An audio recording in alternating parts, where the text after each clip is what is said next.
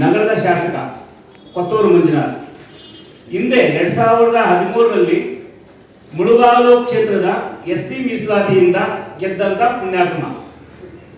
ಏನು ಜಾತಿ ಪ್ರಕರಣ ಎಸ್ಸಿ ರಿಸರ್ವೇಶನ್ ಇದ್ದಂತ ಆ ಕ್ಷೇತ್ರವನ್ನ ನಕಲು ಜಾತಿ ಸರ್ಟಿಫಿಕೇಟ್ ಪಡೆದು ಶಾಸಕರಾದಂತ ದೊಡ್ಡ ಮನುಷ್ಯ.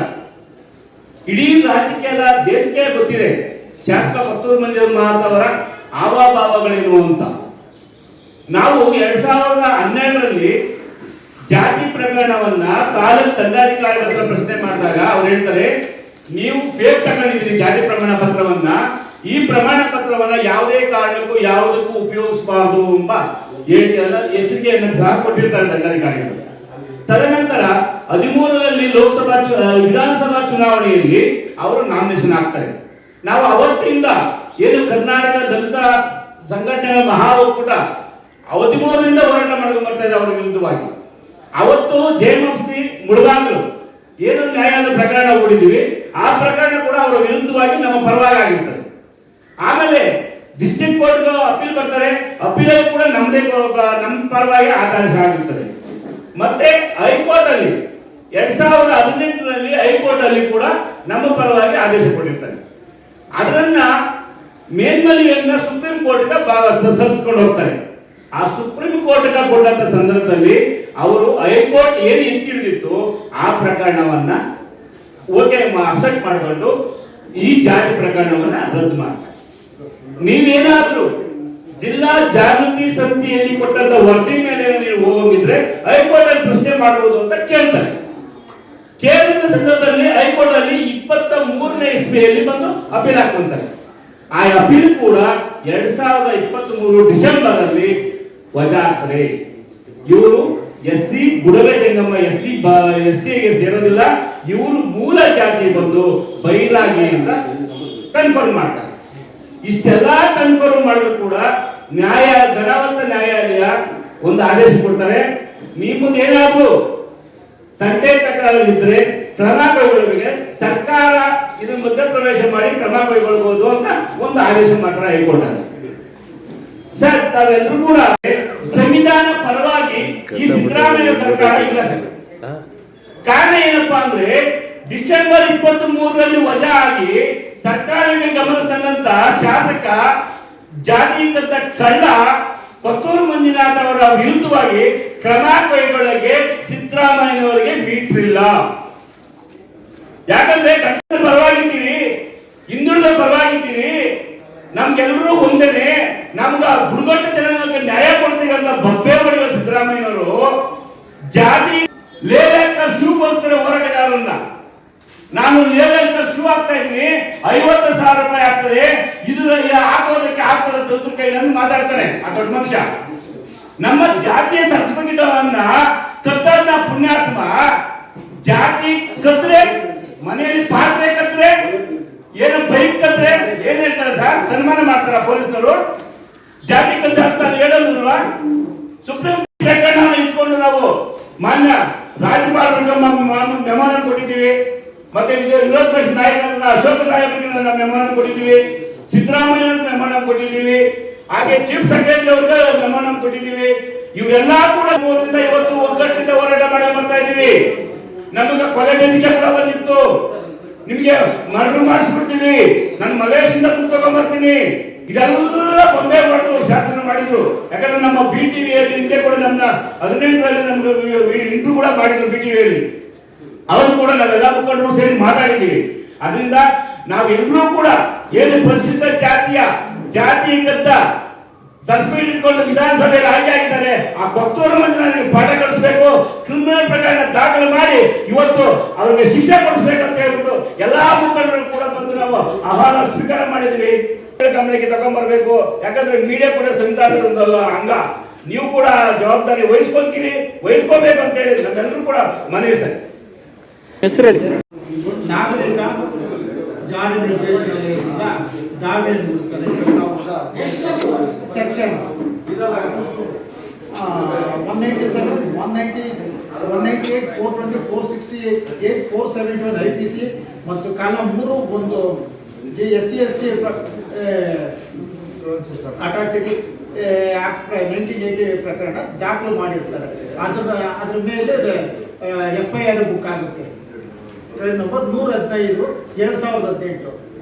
ಆದರೆ ಈ ಪ್ರಕರಣದ ಮೇಲೆ ಇವರು ಸ್ಟೇ ತಗೊಂಡು ಬಂದಿರ್ತಾರೆ ಹೈಕೋರ್ಟಲ್ಲಿ ಸ್ಟೇ ತಗೊಂಡ್ಬಂದು ಆಮೇಲೆ ಏನಾಗುತ್ತೆ, ಈ ಪ್ರಕರಣಕ್ಕೆ ಸ್ವಲ್ಪ ಇದಾಗುತ್ತೆ. ಮತ್ತೆ ಸರ್ಕಾರಿ ಅಭಿಯೋಜಕರಾಗಿ ಯಾರು ನೇಮಕ ಮಾಡಿರ್ತಾರೆ ಅವರು ಸಹ ಇದನ್ನ ಸುಮ್ಮನೆ ಅವರಿಗೆ ಕಾಲಾವಕಾಶ ಕೊಟ್ಕೊಳ್ತಾ ಬರ್ತಾ ಇದು ನೋಡಿದ್ರೆ ಅವರು ಸಹ ಇವ್ರ ಜೊತೆಯಲ್ಲಿ ಶಾಮೀಲಾಗಿರ್ತಾರೆ. ಅವರ ಪ್ರಭಾವಕ್ಕೆ ಅಥವಾ ಅವರ ಹಣಬಲಕ್ಕೆ ಇದಾಗಿ ಒಳಗಾಗಿರ್ತಾರೆ. ಅದರಿಂದ ಈ ಪ್ರಕರಣ ಮುಂದಕ್ಕೆ ಹೋಗ್ತಾ ಬಂತು. ಮತ್ತೆ ಈಗ ಹೈಕೋರ್ಟ್ ಮತ್ತು ಸುಪ್ರೀಂ ಕೋರ್ಟಲ್ಲಿ ಈ ಪ್ರಕರಣದಲ್ಲಿ ಇವರು ಬೈರಾಗಿ ಸಮುದಾಯಕ್ಕೆ ಸೇರಿದವರೇ ಅಂತ ಅಂದ್ಬಿಟ್ಟು ಆದೇಶ ಆಗುತ್ತೆ. ಮತ್ತೆ ಅದನ್ನ ಕ್ರಮ ತಗೊಳ್ಳೋದಕ್ಕೆ ಸರ್ಕಾರಕ್ಕೆ ಆದೇಶ ಮಾಡ್ತಾರೆ. ಆದರೆ 7 ತಿಂಗಳಿಂದ ಈ ಸರ್ಕಾರ ಕ್ರಮ ತಗೊಳ್ತಿಲ್ಲ, ಮುಂದೂಡ್ಕೊಂಡು ಬರ್ತಾ ಇದೆ. ಮಾತದ ಮೊದಲು ನಾನು ದಲಿತರ ಪರ, ನಾನು ಸಂವಿಧಾನ ರಕ್ಷಣೆ ಮಾಡೋದಕ್ಕೆ ಬಂದಿದ್ದೀನಿ ಅಂತಂದ್ಬಿಟ್ಟು ಹೇಳ್ತಾರಲ್ಲ ಸಿದ್ದರಾಮಣ್ಣವರು. ಈ ಸಿದ್ದರಾಮಣ್ಣವರಿಗೆ ಏನಾದ್ರು ದಲಿತರ ಬರುವ ಕಾಳಜಿ ಇದ್ರೆ, ಅವ್ರು ನಿಜವಾದ ಸಂವಿಧಾನ ರಕ್ಷಣೆ ಮಾಡೋದಕ್ಕೆ ಬಂದಿದ್ರೆ ಅವರು ಈಗ ಸಂವಿಧಾನಬದ್ಧವಾದ ಹಕ್ಕನ್ನು ಬೇಕಂತೇಳಿ ನಾನು ಕೋರ್ಕೊಳ್ತೀನಿ. ವಿರೋಧ ಪಕ್ಷದ ನಾಯಕರು ಮಾತನಾಡ್ತೀನಿ ಅಂತ ಹೇಳಿದ್ದಾರೆ. ಮತ್ತು ಈಗ ಹೊಸದಾಗಿ ವಿರೋಧ ಪಕ್ಷದ ವಿಧಾನ ಪರಿಷತ್ತಲ್ಲಿ ವಿರೋಧ ಪಕ್ಷದ ನಾಯಕರಾಗಿ ಆಯ್ಕೆ ಆಗಿರುವಂತ ಚಲವಾದಿ ನಾರಾಯಣ ಸ್ವಾಮಿ ಅವರು ಸಹ ಮಾತನಾಡ್ತೀನಿ ಅಂತ ಹೇಳಿದ್ದಾರೆ. ಅವರು ಸದನದಲ್ಲಿ ಧ್ವನಿ ಎತ್ತಲಿದ್ದಾರೆ. ಮತ್ತೆ ಇದನ್ನ ಈ ಕೂಡಲೇ ಇವರು ಸಿದ್ದರಾಮಣ್ಣವರ ಈ ಸರ್ಕಾರ ಏನು ಕ್ರಮ ಕೈಗೊಳ್ದಿರ ಇದ್ರೆ ನಾವು ಪ್ರತಿರೋಧದ ಧ್ವನಿಗಳಾಗಿ ಎಷ್ಟು ಸಂಘಟನೆಗಳು ಎಲ್ಲರ ಪಕ್ಕದ ರಾಜ್ಯಾದ್ಯಂತ ಹೋರಾಟ ಹಾಕೊಳ್ತೀವಿ. ಏನ್ ಹೇಳ್ತೀರಿ ಸರ್? ಆಗಿಂದ ನಾವು ಖಂಡಿಸ್ಕೊಂಡೇ ಬರ್ತಾ ಇದ್ದೀರಿ, ಅವ್ರ ವಿರುದ್ಧ ಪ್ರತಿಭಟನೆ ಮಾಡ್ಕೊಂಡೇ ಬರ್ತಾ ಇದ್ದೀರಿ. ಮತ್ತೆ ಇದ್ರ ವಿರುದ್ಧ ಈಗ ಸಾಹಿತಿ ಮತ್ತೆ ಈಗ ಹೋರಾಟಗಾರರಾದ ಕೋಟಗೆನಹಳ್ಳಿ ರಾಮಣ್ಣವರು ಇದ್ರ ಬಗ್ಗೆ ಧ್ವನಿ ಎತ್ತಿದ್ರು. ಒಂದೇ ವೇದಿಕೆಯಲ್ಲಿದ್ದಾಗ ಅವ್ರನ್ನ ಮಂಜುನಾಥ್ ಅವ್ರಿಗೆ ಕೇಳಿದ್ರು, ಅದೇ ರಂಗಮಂದಿರದಲ್ಲಿ ಸಭೆ ನಡೆದಾಗ ಅವ್ರನ್ನೇ ಕೇಳಿದ್ರು.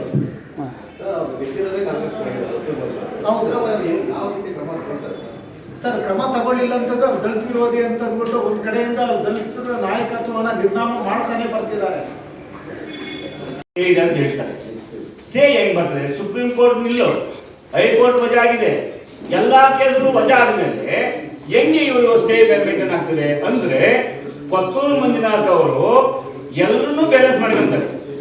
ಈ ಕಡೆ ಸಿದ್ದರಾಮಯ್ಯನವರು ಬ್ಯಾಲೆನ್ಸ್ ಮಾಡ್ಕೊಂತಾರೆ, ವಿರೋಧ ಪಕ್ಷ ನಾಯಕರು ಮಾಡ್ಕೊಂತಾರೆ. ಪಾಪ ನಮ್ಮವರು ತುಂಬಾ ಚೆನ್ನಾಗಿ ಕೇಳಿದ್ರು, ಸರ್ಕಾರನೇ ಅವ್ರದಿದೆ, ಹೆಂಗ್ ಕ್ರಮ ಕೇಳಿದ್ರು? ಸರ್ಕಾರ ಅವ್ರದಿದೆ ಸರ್, ನ್ಯಾಯ ಅವ್ರ ಅಪ್ಪಂದಲ್ಲ ಸರ್. ಹೌದು, ಸಂವಿಧಾನ ಬರೆದಿರೋದು ಯಾಕ ಎಲ್ಲಾ ಜಾತಿಗಳು ಕೂಡ ಎಲ್ಲಾ ಸಮಾನವಾಗಿ ಎಲ್ರಿಗೂ ಪಾಲಿಸಬೇಕಂತ ಸಂವಿಧಾನ ರಚನೆ ಮಾಡಿರೋದು. ಸಿದ್ದರಾಮಯ್ಯ ಮನೆಗಾಗ್ಲಿ DK ಶಿವಕುಮಾರ್ 13ರಿಂದ ಸರ್ ನಾವು ಈ ಪ್ರಕರಣದಲ್ಲಿ ಯಾರು ಕೂಡ ಮೌನ ವಹಿಸಿಲ್ಲ. ಪ್ರತಿ ಹಂತದಲ್ಲಿ ಕೂಡ ಹೋರಾಟ ಮಾಡ್ಕೊಂಡು ಬರ್ತಾ ಇದ್ದೀವಿ. ನಮ್ಮ ದಲಿತ ಸಮಾಜ ಇಲ್ಲಿ ರಾಜ್ಯ ಉಪಾಧ್ಯಕ್ಷರವರು ಅವ್ರ ಮುಖಾಂತರ ನಾವು ಎಲ್ಲಾ ಪ್ರತಿಭಟನೆಯಲ್ಲಿ ಕೂಡ ನಾವು ಹಂಚ್ಕೊಂಡಿದ್ದೀವಿ, ಸಿಹಿ ಹಂಚಿದ್ದೀವಿ. ನಾವು ಈ ಪ್ರಕರಣದಿಂದ ಹಿಂದೆ ಹೋಗ್ತಾ ಇಲ್ಲ. ನಮಗೆ ನ್ಯಾಯ ಸಿಗ್ಬೇಕು.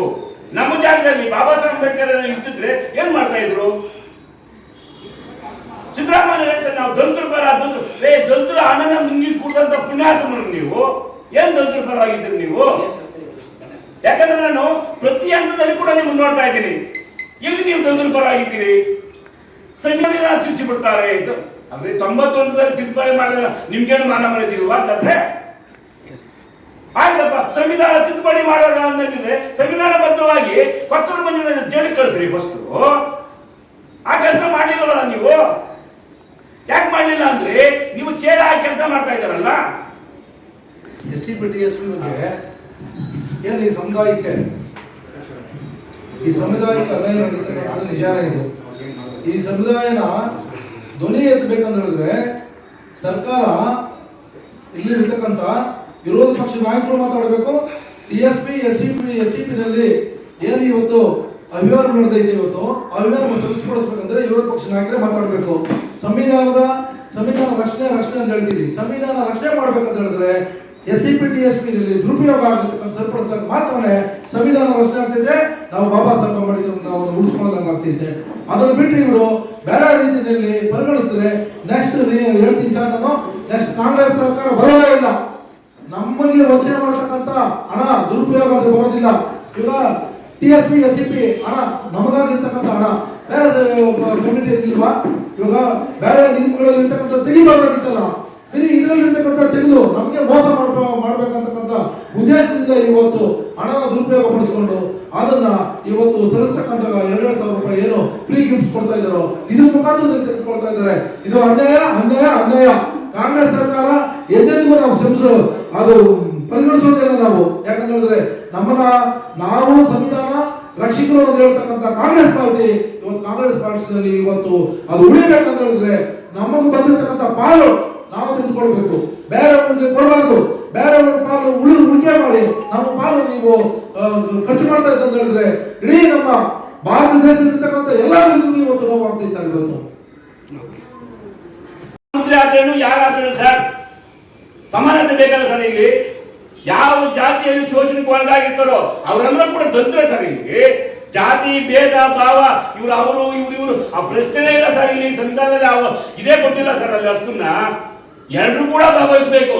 10,000 ಕೋಟಿನ ಮುಸ್ಲಿಮ್ಸ್ ಕೊಟ್ಟರಲ್ಲ ಸ್ವಾಮಿ, ನೀವು ಅಲ್ಲಿ ವಾಪಸ್ ತಗೊಂಡ್ರ? ಅವ್ರಿಗೇನು ಭಾಗ್ಯ ಕೊಡ್ಲಿಲ್ವ ನೀವು? ಹಂಗಂದ್ರೆ ದಲಿತರ ದುಡ್ಡೇ ತಗೋಬೇಕಾಗಿತ್ತ ನೀವು? ದಲಿತರಿಗೆ ವಂಚನೆ ಮಾಡ್ಬೇಕಾಗಿತ್ತ ನೀವು? ನಾಚಿಕೆ ಆಗ್ಬೇಕು ಸರ್ ಸರ್ಕಾರಕ್ಕೆ. ಅದರಿಂದ ಕೂಡಲೇ ಏನು ಕೊತ್ತೂರು ಮಂಜುನಾಥ್ ಪ್ರಕರಣವನ್ನ ಇತ್ಯರ್ಥ ಮಾಡಿ ಆ ಮನುಷ್ಯನಿಗೆ ಒಂದು ಶಿಕ್ಷೆ ಕೊಟ್ಟು ಜೈಲಿಗೆ ಕಳಿಸಿದಾಗ ನಮ್ಗೆಲ್ರಿಗೂ ನ್ಯಾಯ ಸಿಗ್ತದೆ. ಕಾಂಗ್ರೆಸ್ ಸರ್ಕಾರ ಬದ್ಧತೆ ಇದೆ ದಲಿತರ ಪರವಾಗಿ ಅಂತ ಹೇಳ್ಬಿಟ್ಟು ನಂಬಬೇಕಾದ್ರೆ ನಾವು ನಿಜವಾಗ್ಲೂ ಕೊತ್ತೂರು ಮಂಜುನಾಥ್ ಜೈಲಿಗೆ ಕಳಿಸೋ ಕೆಲಸ ಮಾಡ್ಬೇಕಾಗ್ತದೆ. ಇವತ್ತು ನ್ಯಾಯ ನಮ್ಗೆ ಪರಿಶಿಷ್ಟ ಜಾತಿಯಲ್ಲಿ ನ್ಯಾಯ ಕೊಡ್ಬೇಕು. ನೀವು ಸಮಾಜ ಕಲ್ಯಾಣ ಮಂತ್ರಿಗಳ ಗಮನ ತರಬೇಕು. ನೀವು ಎಲ್ಲರೂ ಕೂಡ ಪತ್ರಿಕೆಗಳಲ್ಲಿ ವಿನಯದಿಂದ ಪ್ರಾರ್ಥನೆ ಮಾಡಿಕೊಡ್ತೀನಿ, ಎಲ್ಲರೂ ಕೂಡ ಮಂತ್ರಿಗಳು ಪ್ರಶ್ನೆ ಮಾಡೋಂಥವ್ರಾಗಿ ಸರ್ ನಮ್ಗೆ ನ್ಯಾಯ ಕೊಡಿಸಿ ಸರ್. ನಾವೆಲ್ಲ ಕೋಲಾರದಿಂದ ಬಂದಿದ್ದೀರಿ.